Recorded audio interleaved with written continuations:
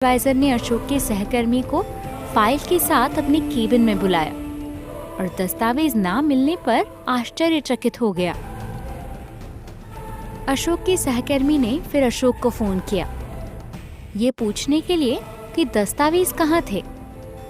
परिस्थिति को समझकर अशोक ने उसे बताया कि दस्तावेज उसकी अलमारी में होंगे, मगर अलमारी की चाबी अशोक के पास ही थी। अशोक ने परिस्थिति की गंभीरता को जाना और छुट्टी पर होने के बावजूद दफ्तर के लिए निकलने का फैसला किया। वो 1 घंटे में दफ्तर पहुंचा, मगर तब तक सुपरवाइजर ने अशोक की अलमारी दफ्तर की दूसरी चाबी से खोल दी थी। उसमें से बहुत सारे दस्तावेज बाहर निकाले जो यूं ही रख छोड़े थे, और इसके पीछे अशोक का आलस ही कारण था। अशोक को नहीं पता था कि वो कहाँ मुंह छुपाए। वो अपने आलस्य को लेकर शर्मिंदा था। उसने तुरंत ही श्रीवास्तव जी के दस्तावेज खोजने में सहायता की और उन्हें अमेरिका फैक्स कर दिए। हालांकि श्रीवास्तव जी ने दस्तावेज फैक्स करने के लिए शुक्रिया किया, पर उन्होंने देरी करने के लिए खूब खरी खोटी भी सुनाई। सुपरवाइजर और अशोक के सहकर्मी ने केवल दस्तावेज को पागलों की तरह ढूंढने में पूरे 3 घंटे गंवाए थे।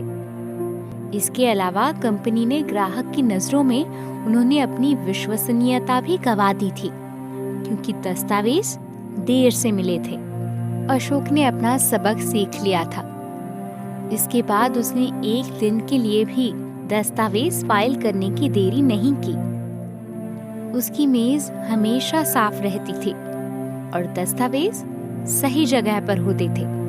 अशोक ने अपनी ये कहानी प्रशिक्षार्थियों को सुनाई। उसने उन्हें बताया कि उसके आलस्य ने कितनी सारी मुसीबतें खड़ी कर दी थी, और ये अनुभव था जिसने उसे अच्छा सबक दिया था। उसे ये उम्मीद थी कि प्रशिक्षार्थी उसके अनुभव से सीखेंगे और उसकी नीरस लगने वाले काम भी कुशलता से करेंगे।